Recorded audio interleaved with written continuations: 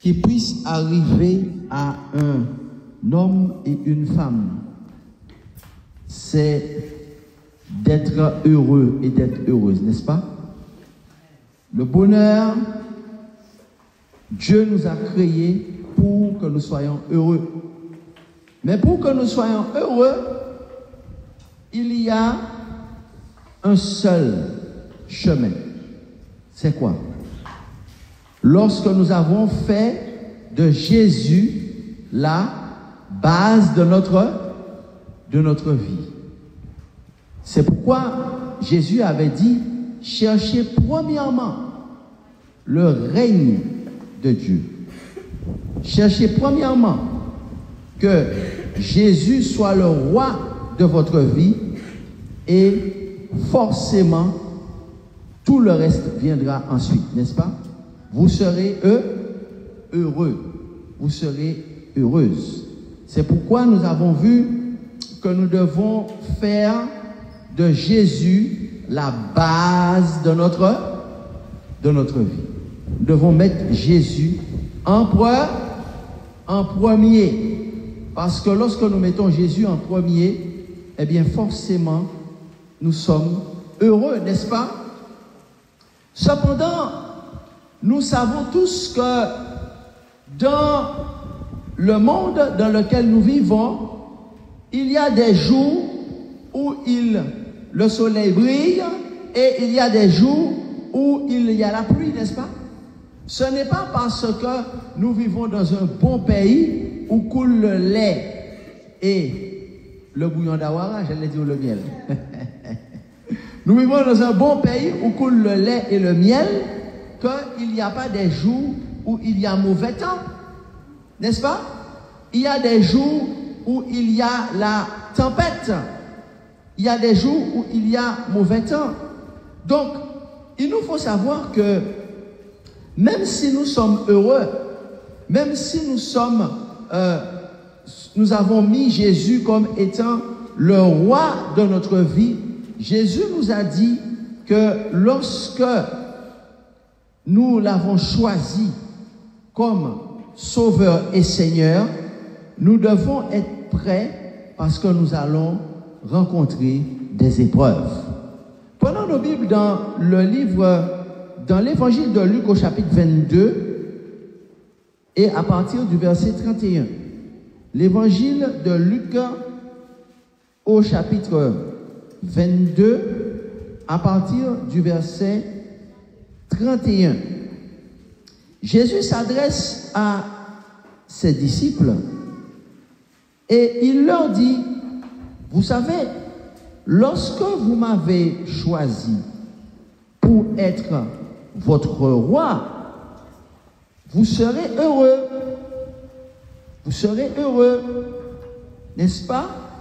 Mais cela va provoquer des persécutions. Cela va provoquer des persécutions. Jésus même n'a pas été épargné par la persécution. Lisons Luc chapitre 22 à partir du verset 1er. La fête des pains sans levain, appelée la Pâque, approchait. Les principaux prêtres et les scribes cherchaient quoi?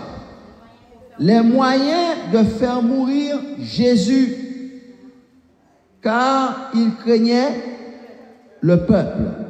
Chers amis, Jésus est le Messie.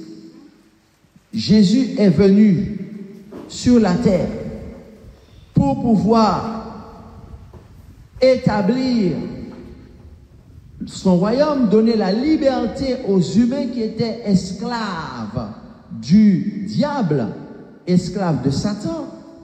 Et pourtant, les hommes qu'il est venu libérer ne l'attendaient pas. Lorsque Jésus est venu sur la terre, avant sa venue, Dieu avait donné un moyen pour que les êtres humains, pour que le peuple de Dieu, le peuple d'Israël, soit prêt à sa venue. Quel était ce moyen? C'était celui qui devait préparer le chemin pour la venue de Jésus, c'était Jean le Baptiste. Et ne voilà-t-il pas que le diable est un ennemi tellement rusé que lorsque Jésus arrive sur terre, il n'y a personne qui l'attend. Où sont les dirigeants? Où sont les prêtres? Où sont les scribes? Où sont les soldats? Il n'y a personne qui attend Jésus. Jésus va naître dans une absence. Il va naître, il n'a même pas un endroit pour l'accueillir. Il n'y a même pas une famille qui l'attend. À tel point qu'il va naître là où on met les animaux. Lorsque, selon la loi, les parents, après quelques jours, vont l'amener devant le prêtre va tenir le sauveur du monde dans ses bras, et pourtant, le prêtre pense que c'est un enfant ordinaire. Le prêtre ne sait même pas qu'il est en train de tenir le sauveur du monde dans ses bras. Chers amis, nous vivons dans les derniers jours. Et Jésus a dit que ce qui s'est passé dans les temps anciens va se reproduire. Parce que Jésus a donné un moyen pour pouvoir qu'on soit prêt lorsqu'il va revenir. Et ce moyen, c'est le Saint-Esprit.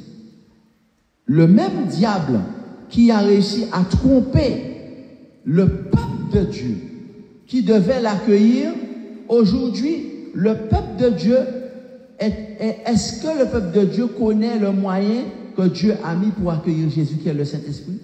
Aujourd'hui, au sein même de l'Église de Dieu, il y a beaucoup de chrétiens qui ne savent pas qui est le Saint-Esprit, qui sont dans la confusion concernant la personne du Saint-Esprit. Certains ne savent pas comment le Saint-Esprit travaille, quelle est sa mission. Certains ne savent pas que le Saint-Esprit est une personne. Il y a des gens qui se promènent là, devant nous, là, un peu partout dans le pays, et qui disent que le Saint-Esprit n'est pas une personne, que le Saint-Esprit c'est une force. Il y a tellement de fausses doctrines sur le Saint-Esprit qu'aujourd'hui on se rend compte que comme à l'époque de Jésus, les hommes ne sont pas prêts à l'accueillir. Parce qu'ils ne savent, ils ne collaborent pas avec celui que Dieu a envoyé pour pouvoir les rendre prêts à son retour. Chers amis, le peuple de Dieu, alors que Jésus avait environ 30 ans, ils ont vu tous les miracles que Jésus faisait. Et les principaux du peuple, les principaux sacrificateurs, alors qu'ils ont en face d'eux le Messie, le Fils de Dieu, qu'est-ce qui se passe? Ils se disent, eh bien, nous ne voulons pas collaborer avec le Messie, nous ne voulons pas travailler avec lui, parce que nous sommes convaincus qu'ils savaient que c'était le Messie. Pourquoi? Qu'est-ce qui, dans ce texte que nous venons de lire, nous montre qu'ils savent qu'ils ont en face de lui le Messie?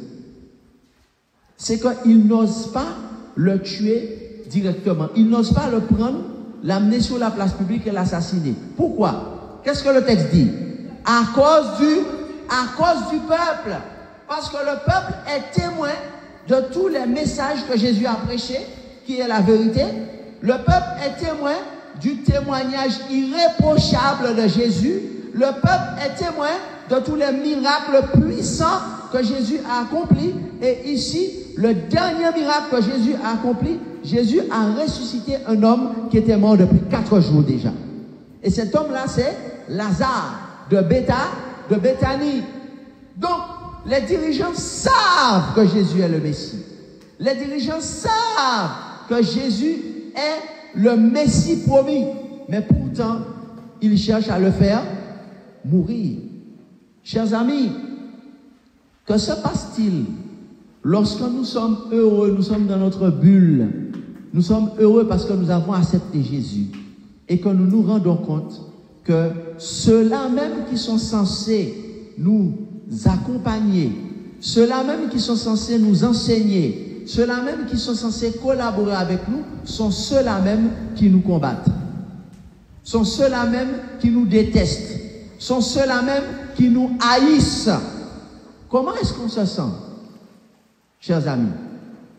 La Bible nous dit qu'il cherchait à le faire mourir. Il cherchait une occasion pour le faire mourir, mais en cachette, en dehors du peuple, parce qu'il savait que le peuple connaissait qui il était. Chers amis, lorsque nous avons accepté que Jésus soit le roi de notre vie, Jésus nous dit, Satan va déclencher une guerre contre toi. Satan va déclencher une tempête contre toi. Et nous voyons ça au verset 31. Jésus parle à ses disciples et il leur dit ceci. Il leur dit, particulièrement à Pierre, il dit, Simon, Simon, Satan vous a réclamé pour vous cribler comme le froment. Chers amis, Dieu, Jésus-Christ, dit à Pierre, Pierre, tu m'as accepté comme le Messie. Tu m'as accepté comme le Seigneur de ta vie. Mais sache que cette décision que tu as prise va déclencher la colère de Satan. Et tu vas commencer à voir que Satan va se manifester dans ta vie. Ne sois pas surpris de voir que tu vas avoir des gens qui te haïssent, des gens qui te détestent, des gens qui font des complots contre toi, alors que tu ne leur as rien fait. La seule raison pour laquelle ils se lèvent contre toi, c'est parce que tu as décidé de faire Jésus le Seigneur de ta vie. Alors, comment est-ce que tu vas réagir lorsque ça t'arrive? Est-ce que tu vas être découragé et que tu vas dire, oh, je suis triste? Mais tu vas être triste, c'est normal. Parce que quand tu vas te rendre compte que c'est un frère dans l'église qui a la haine contre toi, que c'est une sœur de l'église qui te déteste, quand tu vas te rendre compte, comme Jésus a dit, vous aurez pour ennemis les gens même de votre famille. Ça veut dire des parents vont se soulever contre toi, peut-être des frères de sang, peut-être des sœurs de ton sang vont se lever contre toi, vont raconter des mensonges sur toi, vont transformer ta réputation dans ce que tu n'es pas. Pourquoi? Parce qu'en réalité, ce ne sont pas eux qui sont derrière ça, c'est qui? Il dit, Satan vous a réclamé pour vous cribler comme le froment. Chers amis, en réalité, qu'est-ce que ça veut dire passer le froment au crible? Nous savons tous ce que c'est qu'un tamis. Lorsqu'on a un tamis dans ses mains, n'est-ce pas? Qu'est-ce qu'on fait? On prend les grains de blé et on met les grains de blé dans le tamis, n'est-ce pas? Dans la Caraïbe, on va passer le pitimi au tamis. On va passer le maïs au tamis. Et quand on va secouer le tamis, c'est pour faire quoi? C'est pour séparer le précieux grain, le froment, des parties qui sont inutiles de la plante.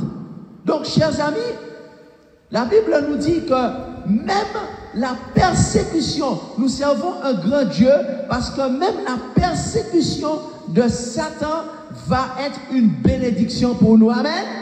Même la persécution de Satan, Dieu va la faire tourner en bénédiction. Parce qu'en réalité, que signifie le mot être saint? Le mot être saint veut dire quoi? Le mot être saint veut dire littéralement être séparé du péché. Amen. Ça veut dire quelqu'un qui est pur, quelqu'un qui est mis à part. Et même Satan va contribuer à notre sanctification. Et je dis amen à cela. Parce que Satan va secouer notre vie. Satan va nous secouer dans tous les sens. Satan va te secouer parce que le grain de blé va rester, mais tout ce qui n'est pas bon dans ta vie va va partir, va s'envoler, mais le meilleur de ton caractère va être épuré. Amen. Donc la Bible dit quelque chose. Lorsque Satan te secoue, lorsque Satan envoie des épreuves dans ta vie, ne sois pas découragé, ne sois pas triste pour dire je me demande est-ce que je n'ai pas commis une erreur d'avoir été baptisé, est-ce que j'ai pas commis une erreur d'avoir accepté Jésus comme Seigneur, parce que maintenant il y a des membres de ma famille qui me détestent, maintenant j'ai perdu mes meilleurs amis, maintenant j'ai des voisins qui me détestent. Ne sois pas triste, parce qu'en réalité la Bible te dit que ton caractère est purifié et que tu deviens un saint. Amen. C'est ce que signifie le mot être, le mot criblé. Que veut dire le mot criblé dans le grec? Le mot criblé veut dire être séparé, être séparé de la paille, de la partie inutilisée de la plante. Amen. Maintenant, chers amis, Jésus dit à Pierre, Simon, Satan vous a réclamé. Lorsque j'étais petit, j'ai lu ce verset et j'ai entendu beaucoup de personnes parler de ce verset, mais je n'ai jamais compris ce que ça voulait dire. Qu'est-ce que ça veut dire Satan nous réclame? Qu'est-ce que ça veut dire Satan vous a réclamé pour vous cribler? Et d'ailleurs, dans l'église, dans notre église, on appelle ça le criblage. On nous dit que le criblage a commencé. Ça veut dire la séparation c'est quoi le criblage? Le criblage, c'est que Satan va secouer l'église. Qui est-ce qui va secouer l'église? Satan va secouer l'église et les saints vont rester et il y aura une séparation entre les saints et les pécheurs pratiquants.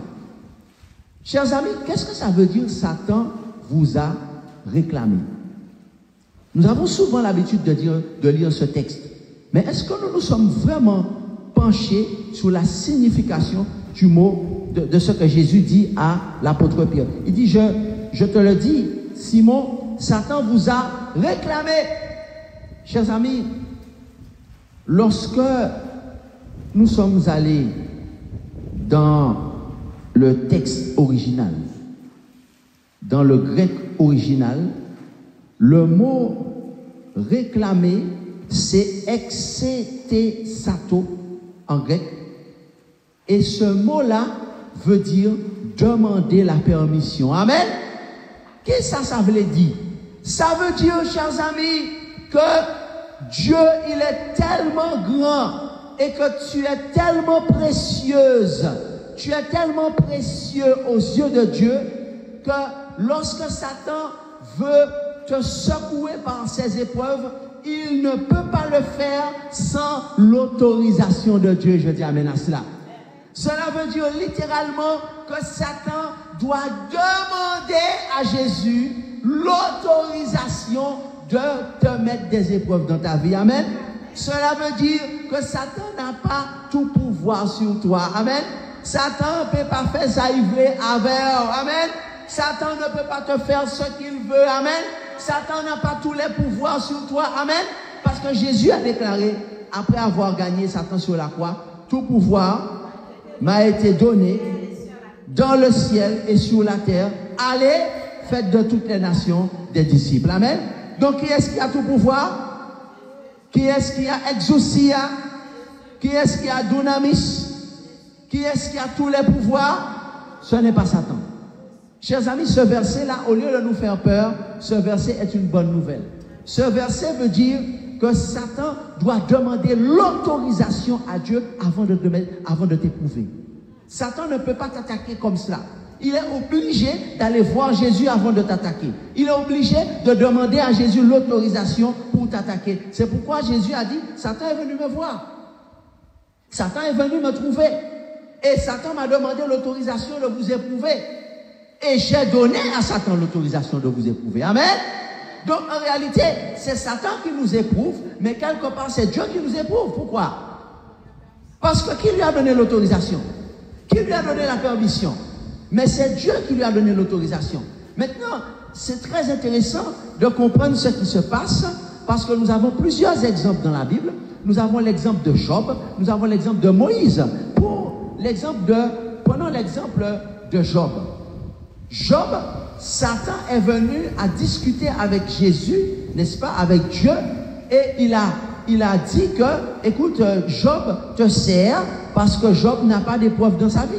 Job, il a tout, il a de l'argent, il a des terres, il a des animaux, il a une belle femme, il a de beaux enfants, mais qui est-ce qui ne t'aurait pas servi dans de telles conditions? Mais donne-moi simplement l'autorisation. Seigneur Jésus, donne-moi une petite autorisation, donne-moi un petit coin, bon mon petit coin, bon Dieu, bon mon petit coin, les Job. Bon, me toucher Job, bon me toucher, s'il te plaît, bon Dieu, bon mon autorisation, bon mon petit carré, bon mon petit carré sur Job, pour voir si je ne peux pas maudire.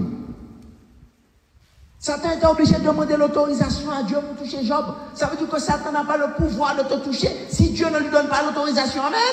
C'est quelque chose d'extraordinaire que nous apprenons aujourd'hui. C'est que Satan n'a pas tout le pouvoir sur les chrétiens.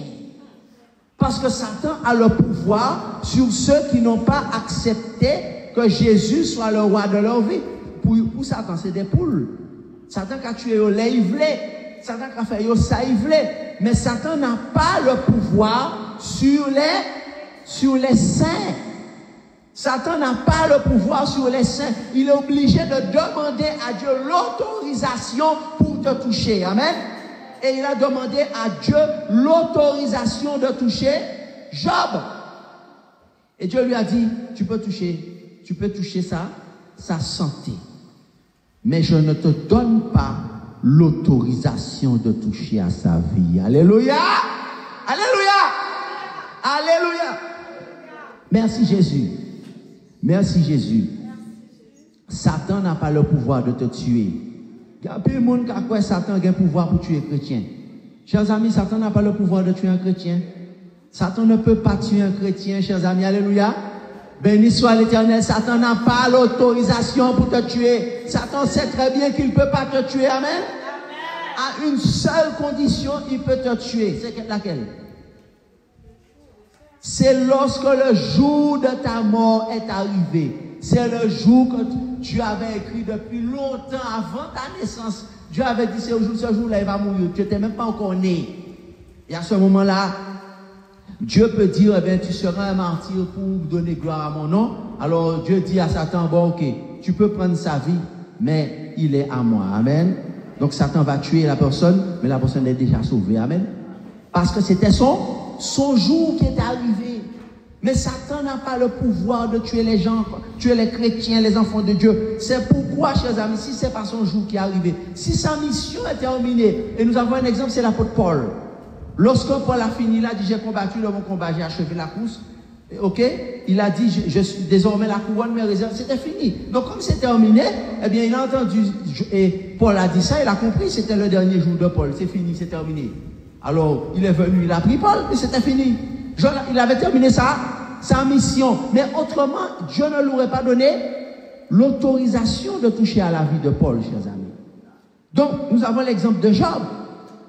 Et nous avons l'exemple aussi de Moïse qui nous montre que même lorsqu'un chrétien est mort, Satan n'a pas l'autorisation de tuer un chrétien n'importe comment. Parce que quand Jésus est mort, qu'est-ce qui s'est passé? Il était écrit dans la Bible qu'aucun de ses os ne sera brisé. Chers amis, Satan, quand il tue un homme de Dieu, il ne peut pas tuer un homme de Dieu n'importe comment.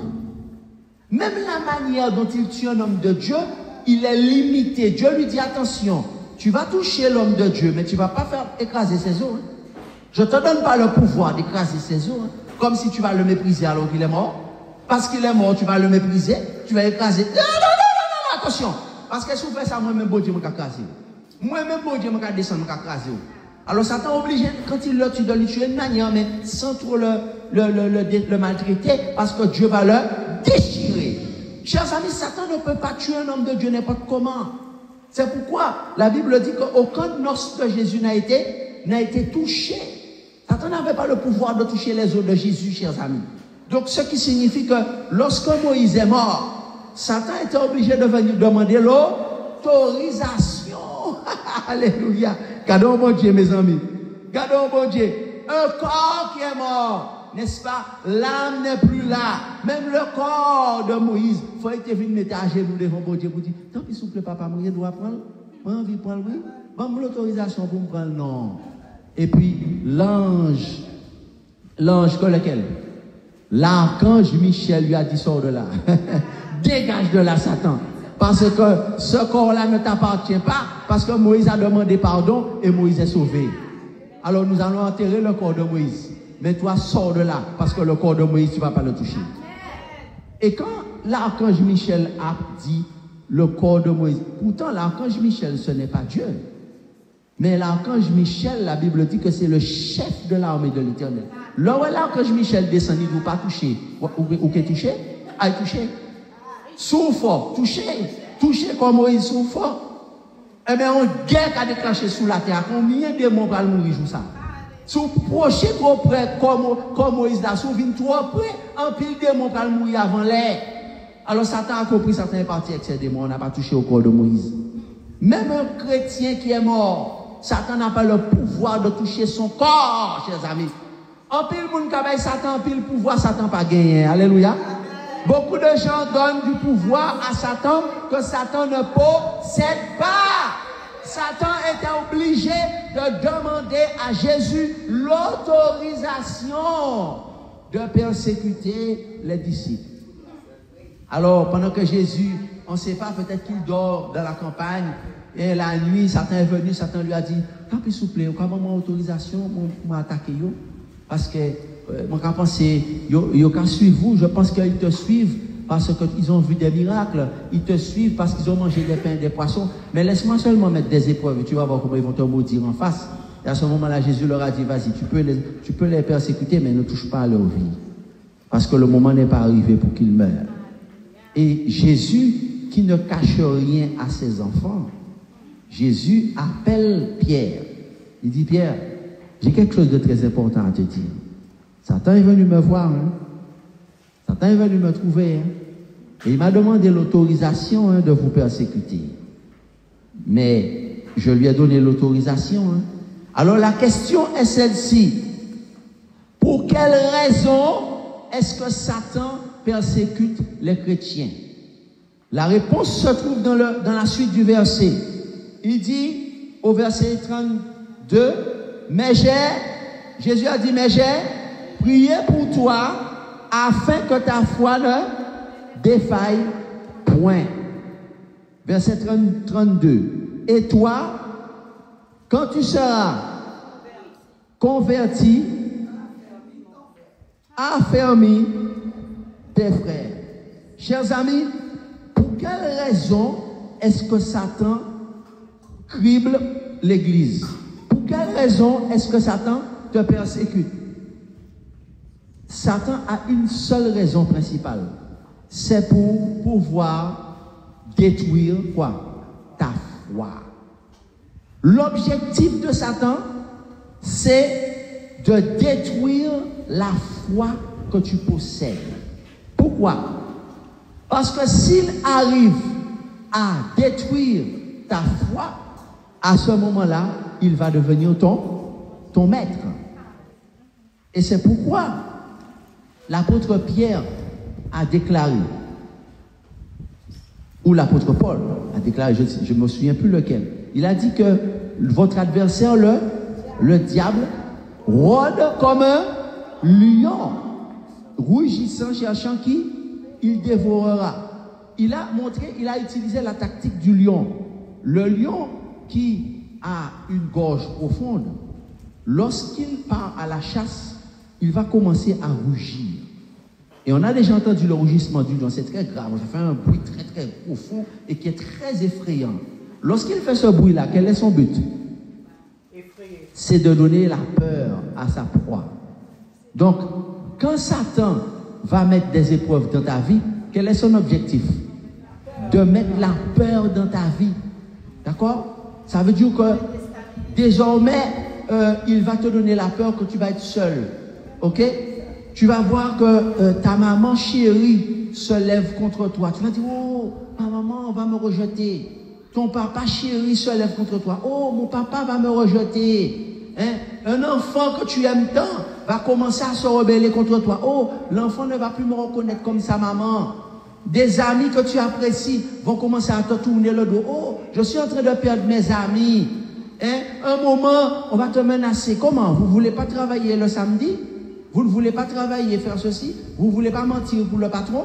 Vous ne voulez pas tricher pour le patron? Eh bien, on va vous mettre dehors.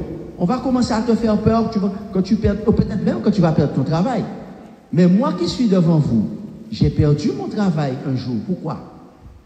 Parce que je voulais faire la volonté de Dieu. Dieu m'a dit, prêche la vérité. Et lorsque j'ai commencé à prêcher la vérité du Saint-Esprit, il y a des gens qui n'avaient pas l'habitude d'entendre les messages du Saint-Esprit, qui ont été bousculés, et on m'a dit, tu arrêtes de prêcher les vérités, les messages du Saint-Esprit, ou bien tu démissionnes. Donc j'étais obligé de perdre mon travail. J'ai perdu mon travail parce que je voulais obéir à Dieu. Et c'est effrayant de perdre son travail, n'est-ce pas? Ça fait peur quand on perd son travail. Mais Dieu nous dit quoi? Lisons ensemble dans Ésaïe chapitre 41 et le verset 10. Ésaïe 41 verset 10. Dieu nous dit ceci. Il nous dit, ne crains rien. Amen. Pas peur, pas crainte en créole. Qu'est-ce qu'il dit? N'aie pas peur. Le contraire de la foi, c'est la peur. N'aie pas peur, dit Dieu. Qu'est-ce qu'il dit? Car je suis avec toi au milieu de l'épreuve. Au milieu, tu as perdu ton travail à cause de moi.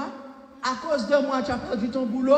N'aie pas peur, parce que dans le chômage que tu es là, je suis avec toi. Tu n'es pas seul. Et avec moi, tu es avec la majorité.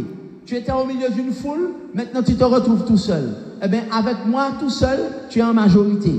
N'aie pas peur, car je suis avec toi. Ne promène pas des regards inquiets, car je suis ton Dieu. Je te fortifie, je viens à ton secours, je te soutiens de ma droite triomphante. Amen. Voici, ils seront confondus. Voici, ils seront couverts de honte. Tous ceux qui sont irrités contre toi, ils seront réduits à néant. Ils périront, ceux qui disputent contre toi. Tu les chercheras et tu ne les trouveras plus. Ceux qui te suscitaient des querelles, ils seront réduits à rien, réduits au néant. Ceux qui te faisaient la guerre, car je suis l'Éternel ton Dieu, qui fortifie ta droite et qui te dit, ne crains rien, je viens à ton secours. Amen. Quelle belle promesse. Jésus te dit, lorsque tu m'as accepté comme étant ton sauveur et ton Seigneur, des membres de ta famille vont se lever contre toi. Et tu vas être triste. C'est normal. C'est tout à fait normal. Pourquoi? Parce que tu aimes ta famille. Qui est-ce qui n'aime pas sa famille? Tout le monde aime sa famille, n'est-ce pas? Tu aimes ta famille. Et des membres de ta famille se lèvent contre toi. Ça t'apporte une certaine tristesse, n'est-ce pas? Mais Jésus te dit, ne crains rien, parce que je suis avec toi.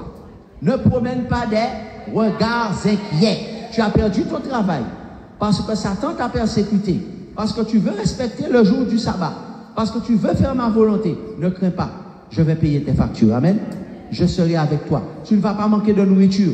Ah, on te dit, oui, ne travaille pas. Comment tu vas faire? Tu ne veux pas travailler le sabbat? Mais comment tu vas faire?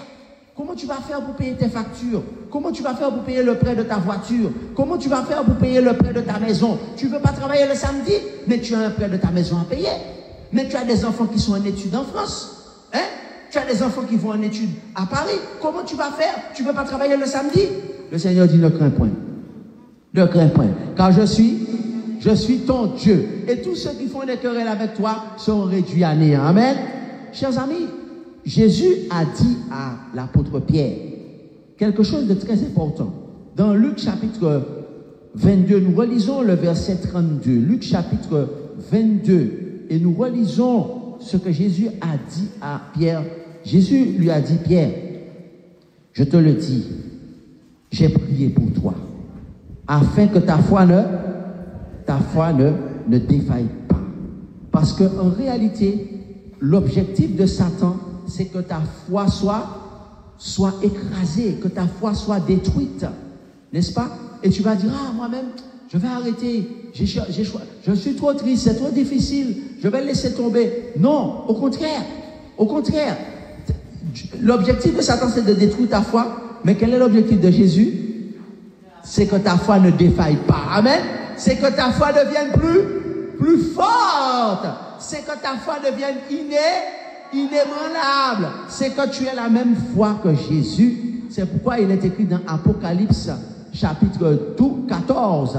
Il est écrit que les saints, c'est que tu deviennes saint. C'est ici la persévérance des saints. Ce sont ceux qui gardent les commandements de Dieu et qui ont le témoignage de Jésus ou qui ont la foi de Jésus. Tu auras la même foi que Jésus.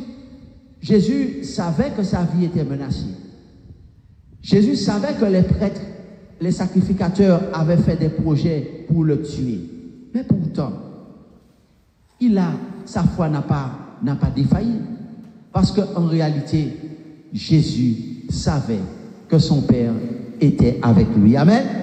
Et maintenant, qu'est-ce qu'il faut faire lorsque tu te rends compte que Satan est en train de te cribler?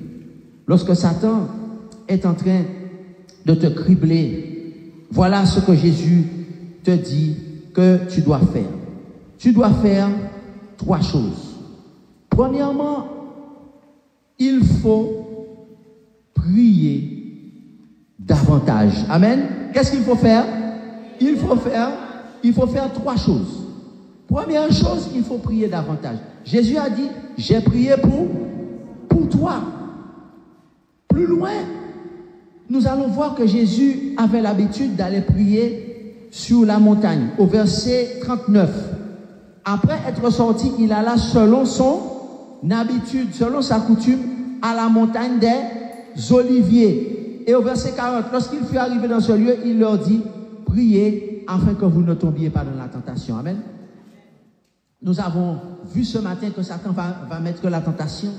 Certains ont la tentation de la fornication. Certains ont la tentation de l'adultère. Lorsque tu as la tentation, qu'est-ce que tu dois faire? Tu dois prier afin que tu ne puisses pas tomber dans la tentation. Ainsi, lorsque tu vas prier dans une circonstance particulière, Jésus ne se contentait pas de prier chez lui. Jésus est sorti. Il a été sur la montagne. La Bible nous dit que c'était sa coutume. Et il a prié. Donc, première chose à faire, lorsque Satan te crible, qu'est-ce qu'il faut faire? Il faut prier davantage pour que ta foi ne puisse pas défaillir. Deuxième chose qu'il faut faire, il faut laisser le Saint-Esprit te convertir. Amen. Jésus a dit, Pierre, tu n'es pas encore converti. Lorsque Jésus a dit ça, Pierre a dit, non Seigneur, je vais te défendre lorsque tu seras attaqué. Jésus lui a dit, avant que le coq chante aujourd'hui même, tu m'auras déjà renié 3 fois. Et Jésus a été prié sur la montagne. Et quand Jésus a été sur la montagne, qu'est-ce qui s'est passé? Les disciples l'ont suivi, mais les disciples dormaient. Au verset 45. Après avoir prié, Jésus a vu que les disciples étaient endormis de tristesse. Les disciples étaient en train de dormir alors que Jésus priait. Il faut prier davantage pour être converti. Et c'est là où on voit le rôle du Saint-Esprit. Parce que la Bible nous dit que le Saint-Esprit, c'est le consolateur. Lorsque tes parents t'abandonnent, le Saint-Esprit va te consoler. Amen. Le Saint-Esprit déclare, la Bible déclare il dit que lorsque tu vas accepter Jésus, eh bien, des parents vont se lever contre toi. Des enfants que tu as nourris vont se lever contre toi. Des amis vont t'abandonner. Et cela va mettre en toi une certaine tristesse. Mais Jésus leur a dit que même ton travail que tu vas perdre, n'est-ce pas? Lisons Luc chapitre 22, toujours dans le même chapitre, au verset 34. Jésus a dit, Pierre, et au verset 35, quand je vous ai envoyé sans porte-monnaie, sans sac et sans souliers, avez-vous manqué de quelque chose? ils ont dit de rien. Ça veut dire que Dieu dit, même si tu perds ton travail, si tu travailles pour moi, ne t'inquiète pas, je vais te nourrir. Amen. Je vais prendre soin de toi. Ne t'inquiète pas, si tu veux respecter le sabbat et qu'à cause de cela, tu perds ton travail, je vais m'occuper de toi. Et il a dit aux disciples après 3 ans et demi, vous m'avez suivi, vous avez laissé votre travail, vous m'avez suivi. Est-ce que vous avez manqué de quelque chose? Est-ce que vous avez manqué de chaussures? Est-ce que vous avez manqué de vêtements? Est-ce que vous avez manqué de nourriture? Et les disciples ont dit après 3 ans et demi, ça fait 3 ans et demi qu'on te suit, on a manqué de rien. Amen. On a manqué de rien. On avait tout ce qu'il nous faut. Jésus a dit, écoutez, si à cause de moi, tu perds ta maman te renie, si à cause de moi, ton papa te rejette, eh bien, si à cause de moi, tes frères et tes sœurs te mettent de côté, si à cause de moi, tes frères et tes sœurs de l'église te mettent de côté, tu vas recevoir 100 fois plus dans le royaume de Dieu. Amen. Ça veut dire quoi? Ça veut dire que dans le royaume de Dieu, je suis capable de te donner une maman adoptive. Amen. Dans le royaume de Dieu, je suis capable de te donner un papa adoptif. Amen. Dans le royaume de Dieu, je suis capable de te donner des sœurs et des frères qui vont remplacer tes frères et tes sœurs biologiques. Et je dis amen à cela. Tu ne vas pas ressentir le manque de ton papa. Tu ne vas pas ressentir le manque de ta maman. Tu ne vas pas ressentir le manque de tes frères, de tes sœurs. Parce que celui qui me suit, qui prend sa croix et qui me suit, je vais lui donner 100 fois plus. Il n'a pas dit 2 fois plus. Hein? Qu'est-ce qu'il a dit? Moun pas le gourmet pour y faire maman. Moun pas le gourmet pour y faire papa. Tu auras des amis, amen. Et en effet, le cercle des saints est une famille, n'est-ce pas? Où nous rencontrons des frères sincères, des sœurs sincères, des mamans adoptives sincères, des pères adoptifs sincères, parce que Jésus a dit, tu seras abandonné, mais je vais te donner 100 fois plus dans le royaume de Dieu. Amen.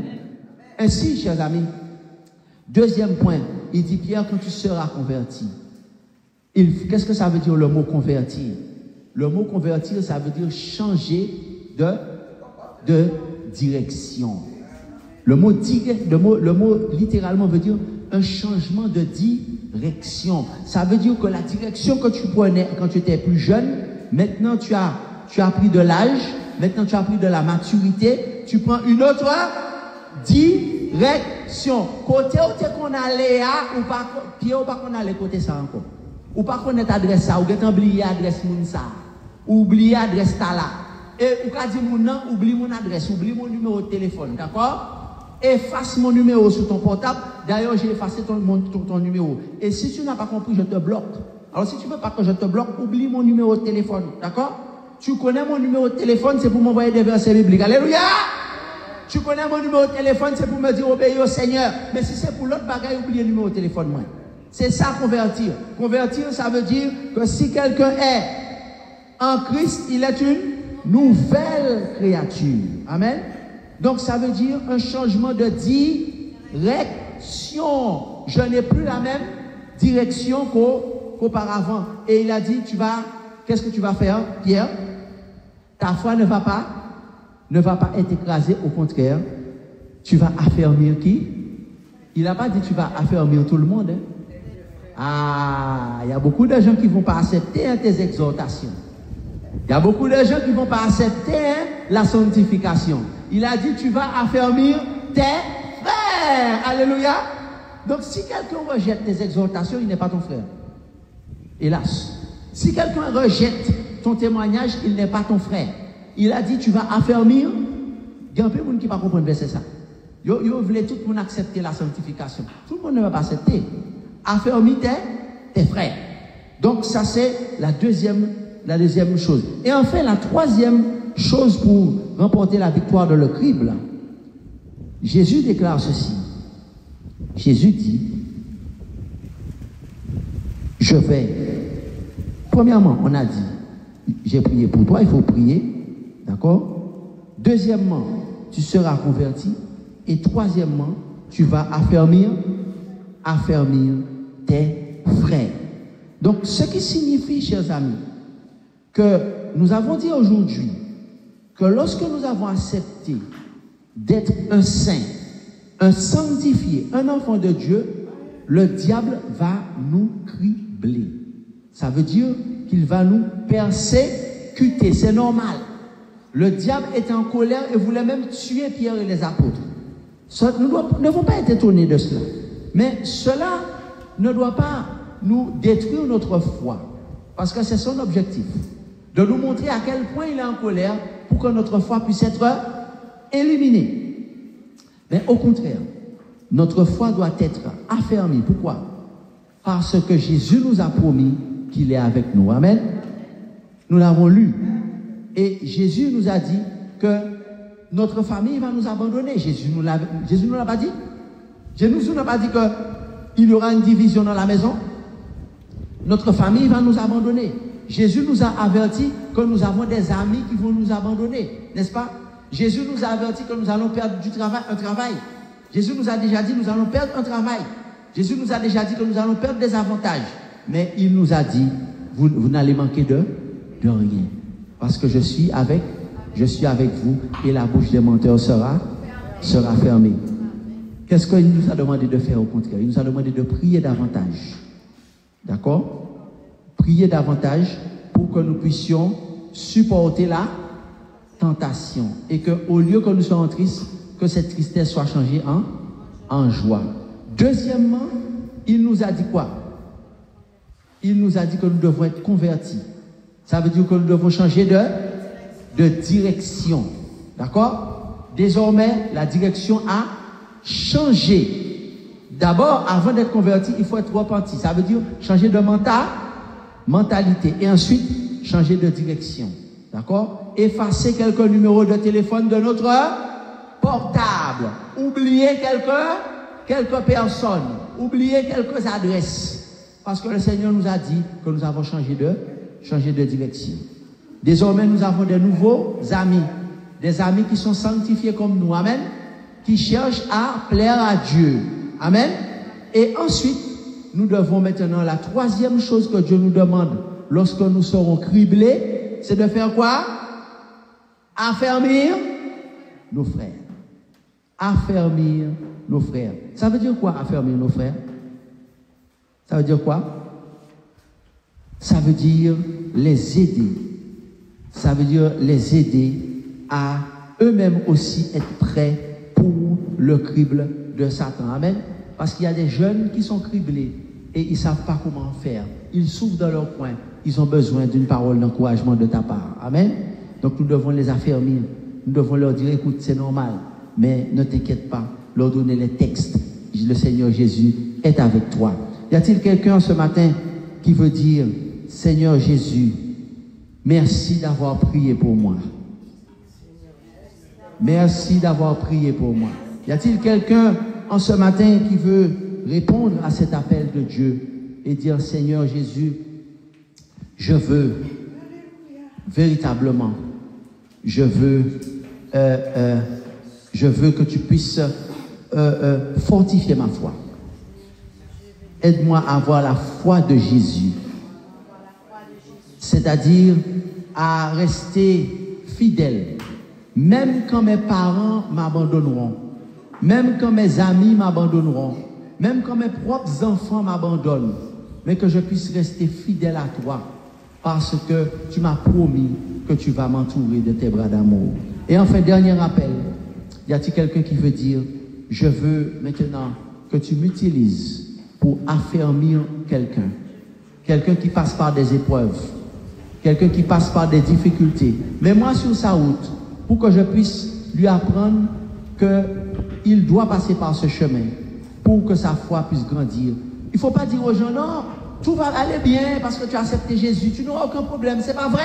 Jésus a dit, Satan va te cribler. Il faut dire aux gens que Satan va les cribler. Mais ce crible-là va faire de toi un saint. Amen. Et les affermir pour qu'ils soient prêts pour le royaume de Dieu. C'est là ma prière pour vous et pour moi. Amen. Amen.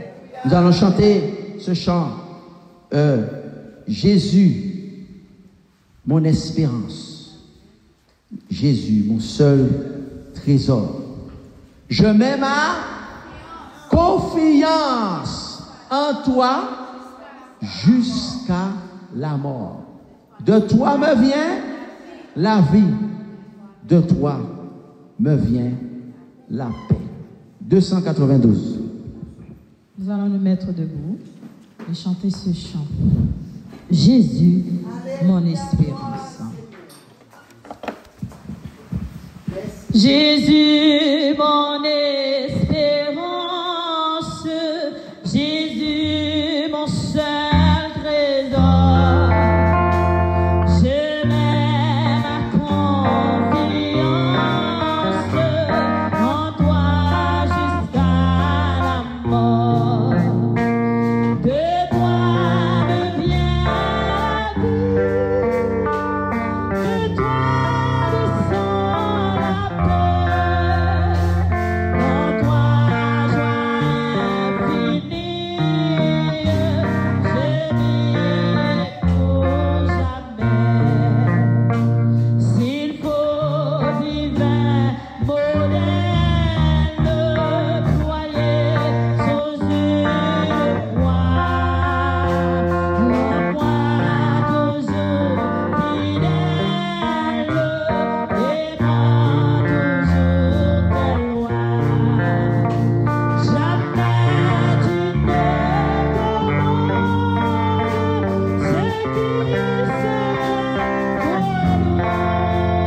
Toujours quand tu demandes, ta main donne en retour. Je me donne ta lumière, marcher le cœur joyeux, montant de la poussière vers toi dans l'air au feu. C'est là qu'est ma patrie, le pays de mes souhaits. C'est là ma courtoisie, Jésus l'enfant honnête.